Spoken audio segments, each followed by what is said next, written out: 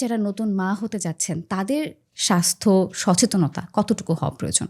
মা হওয়ার জন্য আমি মনে করি যে একজন মেয়েকে কিশোরী অবস্থা থেকে তার মাকে রেডি করে দিতে হবে।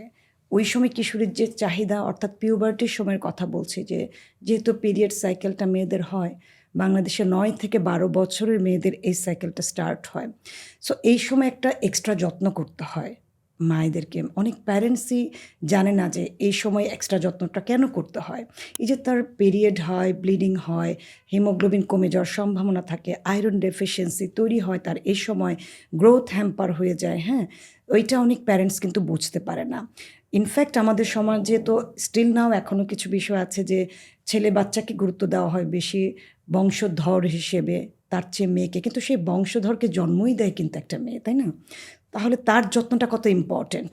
কিশোর কিশোরী দুজনের যত্নই এই সময় খুব গুরুত্বপূর্ণ, কারণ গ্রোয়িং আপ তাদের পুরো বিল্ড আপটা এই সময় তৈরি হবে ১০ থেকে ১৯ বছর। ১৯ বছরের মধ্যেই তো অনেক মেয়ে মা হয়ে যাচ্ছে। ভিডিওটি ভালো লাগলে লাইক, কমেন্ট অ্যান্ড শেয়ার করুন।